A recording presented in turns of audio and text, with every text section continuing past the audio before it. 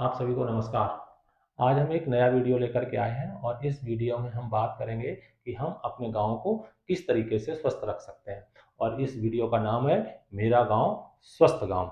तो अब हम जानते हैं कि हमें अपने गांव को स्वस्थ रखना है, तो उसमें हमें क्या क्या कार्य करने होंगे ताकि हमारा गांव स्वस्थ रह सके। तो हम जानते हैं कि स्वस्थ गांव क्यों आवश्यक है, क्योंकि आप जैसा देख रहे हैं कि सस्टेनेबल डेवलपमेंट गोल्स के गोल नंबर 3, 2, 4, 5, 6 और 12, ये जो सस्टेनेबल SDG जिसको बोलते हैं सस्टेनेबल डेवलपमेंट गोल्स का सीधे सीधे हमारे मेरा गांव स्वस्थ गांव से जुड़े हुए हैं। अब इसमें गोल नंबर 2 है जीरो हंगर की बात करता है, गोल नंबर 3 है गुड हेल्थ एंड वेलबींग की बात करता है, गोल नंबर 4 क्वालिटी एजुकेशन है, गोल नंबर 5 जेंडर इक्वलिटी है, goal number 6 clean water and sanitation है, गोल नंबर 12 जो है रिस्पॉन्सिबल कंजम्पशन एंड प्रोडक्शन। तो ये जो गोल्स हैं, 6 गोल्स हैं, ये कहीं ना कहीं हमारे स्वस्थ गांव से जुड़े हुए हैं। तो इसीलिए आवश्यक हो जाता है कि हमें अपने गांव को स्वस्थ रखना है। हमारा जो विजन होना चाहिए कि सभी के लिए हेल्थ एंड वेलबींग हो, चाहे वो किसी भी उम्र का हो। तो हमारा जो विजन क्लियर होना चाहिए कि सभी उम्र में सभी के लिए स्वस्थ और कल्याण सुनिश्चित करना है। ये हमारा विजन होगा हमारे स्वस्थ गांव के लिए। अब इसमें स्थानीय स्तर पर हम अपने गोल्स रख सकते हैं कि सभी के लिए प्राथमिक स्वास्थ्य देखभाल, चिकित्सा देखभाल और स्वास्थ्य सुविधाओं का प्रावधान उपलब्ध करवाना है। किशोरियों और महिलाओं में एनीमिया को दूर करना है। कम लागत और अत्यधिक पौष्टिक स्थानीय रूप से प्राप्त अनाज, सब्जियां, फल, अंडे आदि का सेवन को प्रमोट करना है। इसके अलावा संचारी तथा गैर संचारी रोगों के लिए निवारक और उपचारात्मक उपाय के साथ साथ स्वास्थ्य प्रोत्साहन, हेल्थ प्रमोशन को बढ़ावा देना है। मातृ मृत्यु व 0 से 5 वर्ष तक के उन बच्चों की मृत्यु बिल्कुल 0 हो। उम्र के सापेक्ष कद तथा वजन कम को होने के दूर करना। तो इस तरीके से जो हमारे टारगेट हमें सेट करने हैं। अब हमें अपने गांव से क्या अपेक्षाएं रखनी है कि ताकि हमारा गांव जो है स्वस्थ बन रह सके। सबसे पहला है कि आंगनवाड़ी केंद्र और जो स्कूल के माध्यमों से बच्चों और गर्भवती महिलाओं में पूरक पोषाहार का वितरण हो। स्वास्थ्य बुनियादी इंफ्रास्ट्रक्चर और टेलीमेडिसिन के माध्यम से हम अपने स्वस्थ रख सकते हैं गांव को। चिकित्सा सुविधाओं तक लोगों की पहुंच हो और वहां पर बेहतर से बेहतर सेवाएं मिल रही हों। स्वस्थ जीवन की ओर ले जाने के लिए हेल्थ एजुकेशन लोगों को मिल रही हो। ताज़े फल और सब्जियों हेतु किचन गार्डनिंग को हम प्रमोट कर सकते हैं। जो पब्लिक प्राइवेट डिस्ट्रीब्यूशन जो सिस्टम है PDS, उसको हम इफ़ेक्टिव बना सकते हैं। इसके अलावा जो कनेक्टिविटी रोड हैं उनको बेहतर बनाने के लिए हम प्रयास कर सकते हैं।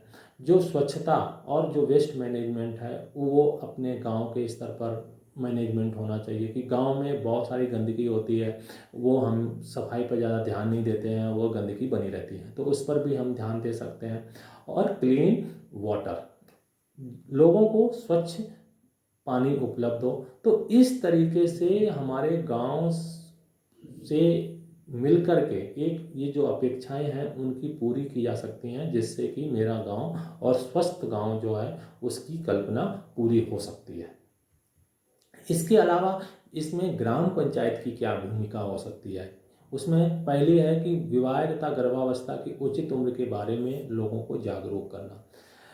किशोर स्वास्थ्य जिसमें एडोलसेंट हेल्थ है उस पर भी कार्य किया जा सकता है, जिसमें पोषण परामर्श, सैनिटरी नैपकिन का उपयोग और सुरक्षित निपटान। माताओं और बच्चों का पूर्ण टीकाकरण पर काम किया जा सकता है। संचारी रोग हैं TB, डेंगू, मलेरिया और इसके अलावा और भी रोग हैं, उन पर जागरूकता, उनकी रोकथाम कैसे की जा सकती है और यदि कोई इससे अफेक्टेड है तो उसकी उपचार।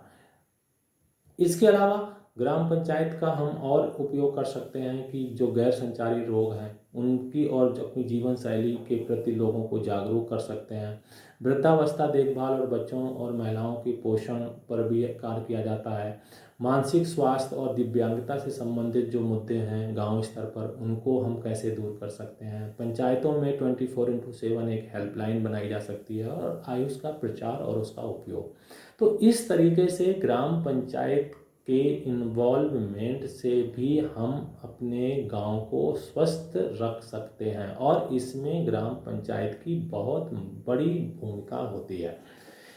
अब लोकल स्तर पर बहुत सी समितियां बनी होती हैं, लेकिन उन समितियों को सही तरीके से हम उपयोग नहीं कर पाते हैं, जिस कारण से क्या होता है कि वो समितियां तो केवल नाम की होती हैं, लेकिन हम उन्हें अच्छी तरीके से यदि यूज करते हैं तो हम अपने गांव में बेहतर कार्य कर सकते हैं। अब जैसे जन आरोग्य समिति है, अभी ग्राम स्वास्थ्य एवं स्वच्छता एवं पोषण समिति है, ग्राम जल एवं स्वच्छता समिति है, आंगनवाड़ी निगरानी समिति है, इसके अलावा एसएचजी बने हुए हैं, स्कूल में भी समिति बनी होती है। तो इन समितियों को एक जगह ला करके इनकी क्षमता वर्धन की जा सकती है, इनसे कार्य में कैसे इन्वॉल्वमेंट बढ़ाया जाए उसके बारे में भी कार्य किया जा सकता है। इसके अलावा हम बिना लागत या कम लागत की कुछ गतिविधियां होती हैं जो गांव स्तर पर इफ़ेक्टिव तरीके से कर सकते हैं, जिसमें हम कैंप का एक लगा सकते हैं। इसमें क्या होगा कि हम लोगों के जो रोग की शीघ्र पहचान हो जाएगी, उनका डायग्नोस हो जाएगा और उनका ट्रीटमेंट टाइम पर मिल जाएगा। अब एक और है कि जब कोई बच्चा पैदा होता है तो बच्चे के नाम पर एक पौधा लगा सकते हैं। उससे क्या होगा कि गांव में पौधे भी लगेंगे और एक अपनी ऑनरशिप भी आ जाएगी कि हाँ, ये हमारे बच्चे के नाम का पौधा है, अब हमें इसे पानी देना है, इसको बड़ा करना है। तो इस तरीके की कुछ गतिविधियाँ हैं। इसके अलावा भी और गतिविधियाँ हैं, जैसे कि माइक के माध्यम से हम प्रचार कर सकते हैं। समुदाय में स्वच्छता बनाए रखने के लिए हम एक कैंपेन चला सकते हैं कि सारे लोगों को इन्वॉल्व करो और अपने गांव को साफ सफाई। इसके अलावा जो स्वस्थ बेबी शो का हम कभी महीने में या 6 महीने में एक स्वस्थ बेबी शो का आयोजन कर सकते हैं। और सामाजिक मानचित्रण, लोगों के माध्यम से ही नक्शे बनाओ और ऐसी लोगों को चिन्हित करो, ऐसी आबादी को चिन्हित किया जा सकता है जो कि स्वास्थ्य सेवाओं से वंचित हो। इसके अलावा हम बहुत सारे डिपार्टमेंट के जो कार्मिक होते हैं उनके साथ एक बैठक कर सकते हैं और इसके अलावा सोशल ऑडिट भी हो सकता है कि उससे क्या होगा कि जनता का हमारे कार्य के प्रति उनका इन्वॉल्वमेंट बढ़ेगा। अब किशोर स्वास्थ्य पर टॉक शो या कार्यशाला गांव स्तर पर रख सकते हैं। हम वहाँ पर इस तरह की छोटी छोटी से एक्टिविटी हैं जो जिसमें कोई भी पैसा ज़्यादा नहीं लगना है और इन गतिविधियों से हम करके लोगों के अंदर एक मानसिकता में बदलाव ला सकते हैं कि वो भी स्वास्थ्य के प्रति और अपनी वेलबींग के प्रति जागरूक हों।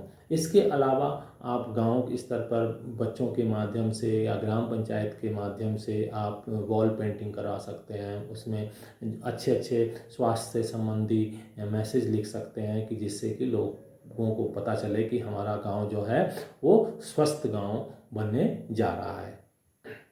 इसके अलावा बहुत सारे अन्य कार्यक्रम भी होते हैं, उन कार्यक्रमों को भी आप सहयोग ले सकते हो। इसमें हमने लिस्ट आपको उपलब्ध करा दी है कि ये कार्यक्रम है। इसके अलावा और भी कार्यक्रम हैं, इन कार्यक्रमों की जो समय समय पर गतिविधियां होती हैं और इसके अलावा जो HWC पर हेल्थ एंड वेलनेस सेंटर पर जो एक एनुअल कैलेंडर बना हुआ है, उन कैलेंडर पर हम गतिविधियां कर सकते हैं। इसके अलावा जो वेलनेस एक्टिविटीज़ हैं वो कर सकते हैं। तो इस तरीके से हम एक्टिविटी करके एक स्वस्थ गांव की ओर जा सकते हैं। इसके अलावा इसमें आप देखते होंगे कि बहुत सारे जो हमने अभी पीछे भी बात की, तो इस तरह के हमारे पास रिसोर्सेज होते हैं। इसमें एएनएम है, डॉक्टर है, आशा है, आंगनवाड़ी कार्यकर्ता, शिक्षक और विभिन्न सरकारी अधिकारी भी होते हैं, स्वयं सहायता समूह, पीएचसी, आंगनवाड़ी निगरानी समिति, NRLM की है, रोगी कल्याण समिति, युवा NGO, CBO, जन आरोग्य समिति, बहुत समितियां ऐसी बनी हुई हैं कि जिनका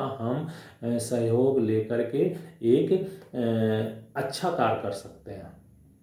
अब स्वस्थ गांव में एक पूरा साइकिल है और इस साइकिल पर हमें ध्यान देने की अत्यधिक आवश्यकता होती है। इसमें आवश्यकता आधारित मूल्यांकन हो, फ्रंटलाइन वर्कर्स या समुदाय की भागीदारी हो, जागरूकता अभियान समय समय पर चलें और कम लागत या बिना लागत की गतिविधियां आयोजित हों। जो समितियां बनी हुई हों उनको स्ट्रेंथन करने की आवश्यकता है। जो अलग-अलग सरकार की योजनाएं हैं उनको कैसे इफ़ेक्टिव तरीके से उनको इम्प्लीमेंट कर सकते हैं, वो उस पर काम करने की आवश्यकता आती है, और मॉनिटरिंग।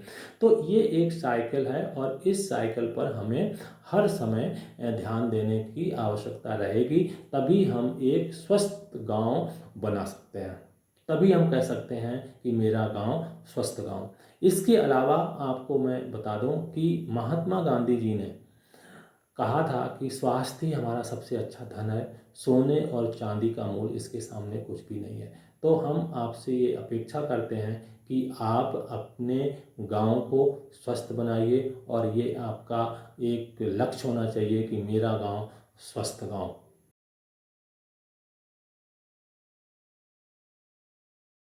अब आप समझ गए होंगे कि अपने गांव को स्वस्थ रखने के लिए हमें क्या-क्या कार्य करने होंगे, और उन कार्यों को करने से हमारा गांव किस तरीके से स्वस्थ रह सकता है। तो इसी के साथ मस्त रहें, स्वस्थ रहें। जय हिंद।